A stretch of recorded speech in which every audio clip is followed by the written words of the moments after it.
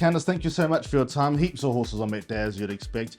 Kick off with Churchillian race number 1, full brother to Master Archie. Had a gallop 10 days before race day. Looked good, but on debut, what's the expectations? It's always hard to say on debut. You know, he is a nice horse, but obviously he's taking on a decent field first time out. He's not just in your average maiden race.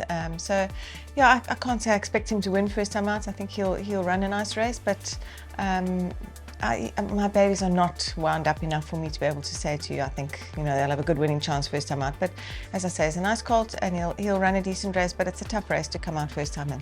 What about the stable companion, number 7, What's a Star? 2 good seconds, look like she's banging at the door? Yeah, she's banging at the door. She looks probably held at the weights with some of these horses that have beaten her before. We're not getting any weight from them. We're running level weight, so she's going to have to step up a little bit today, but she's a nice filly and she's doing well enough, so possibly a money chance. 2 runners in the first grade 1, the main chance Majorca Stakes. Let's start with number 3, Rocker Pina. She looks like she's a superior sprinter, very, very good sprinter in the makings. How's she going to go over a mile? That is the question mark. Obviously trying the mile for the first time. I actually don't know what she's going to do over the mile.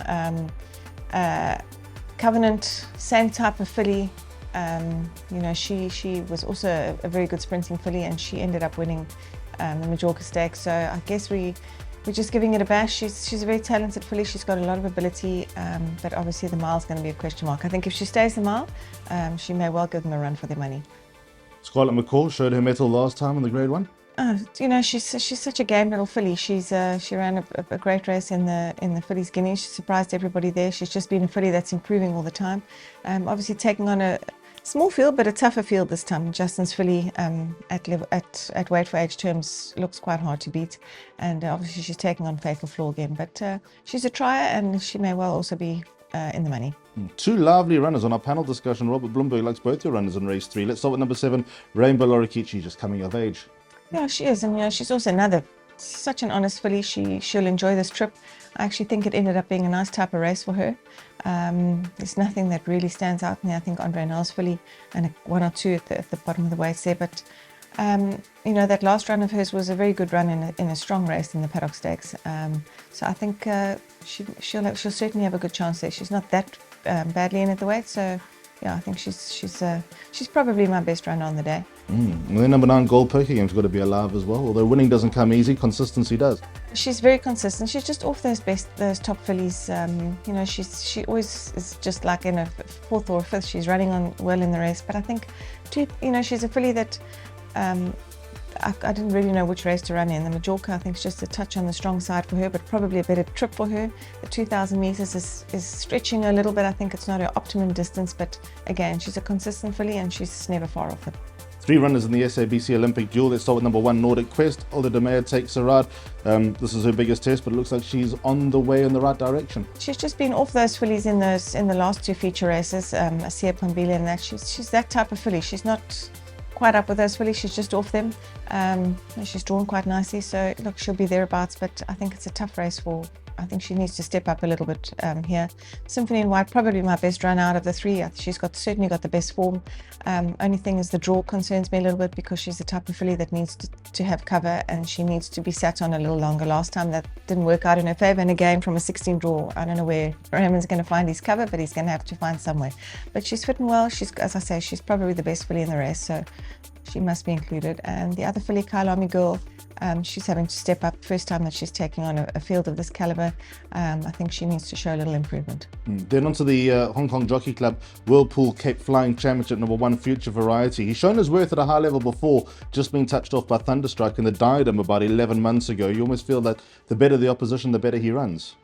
Yeah, you know, I think he got a little bit nailed in the ratings, and it's been a little tough for him to try and get back to where he is, having to give weight most of the time.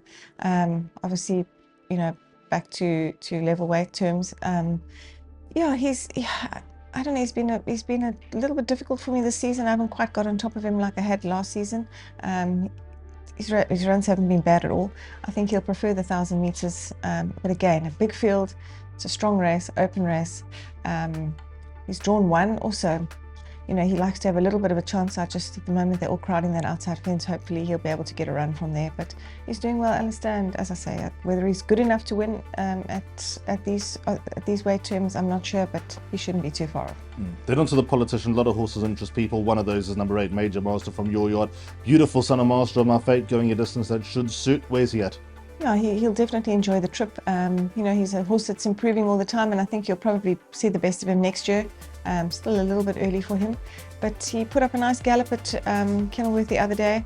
Obviously, those two horses that are drawn a little bit wide, Garrix and Cells, he's going to be tough horses to beat, I think, at the weights, but he's getting a bit of weight from them, and I definitely don't think he'll be too far off them, and I think he's the kind of horse, if you're doing pick sixes and things and exotics, I would include him. Now onto the home straight. Race 10, number 8, King's Quest, also going in the right direction.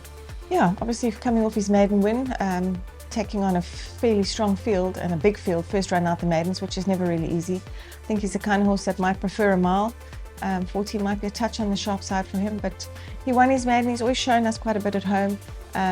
But always difficult for me to assess his chances first run out the maidens, especially in a field like this. Had it been just a normal field with a smallish field, then I could have been a little bit more confident, but it's hard to assess his chances here, but I think he'll run a decent race. Penultimate race, one of the stable stars, one of the favourites of the yard. Number 1, Sugar Mountain, always punches above his weight. Lovely run in the Met last year. This is no Met, probably a better trip. Yeah, he's such a versatile horse when it comes to trip. Last time out he was drawn badly and such a strung out field, and he really had no chance of doing anything, so I think you can put a line through that. Hopefully I've freshened him up enough to bring him back to a 1400. He's drawn well this time, but again, none of these races are easy on Met Day. It's a tough race, but a slightly easier race for him actually, and I think if they go, there's the two horses in the Futurist, and I think there's, and obviously Justin's horse, there's going to be a decent pace on, so I think he might enjoy that, coming from off them a little bit. And then 3 runners on the last after 1 scratching. Sundays, you got number 1 on the card with Rougeroon and also Empire State. How do you split them? Yeah, Sundays, I think he needs to improve a little bit to feature in a field like this. I think it might be a little bit strong for him. He's come down quite a bit in the ratings, but I think probably needs to come down a little bit more to be competitive. Rougeroon, he's really improved now that the last couple of months or so, he's looking exceptionally well at the moment, but again, comes out of a class 5 into moving up into quite a strong field this time, so it might be a little bit tough for him. He has got a nice galloping weight, so perhaps a quartet chance. And the other horse, big weight, he's got 62.5, it's not easy to carry that weight. I've brought him back from he ran over a mile last time. I don't really think he sees out the mile. I think he's more of a 1400 meter horse, but there was an option of the 1400 or the 1200, and he had, you know, big weights in both of them. So we opted to try the 1200. He's a nice horse, Alice. I think he's probably going to need gelding in the future, and obviously not 100% sure how he's going to go over the 1200, but he's doing well enough, and I think you should quite enjoy having a sprint back. Candice, thank you for having us. Pleasure, thank you.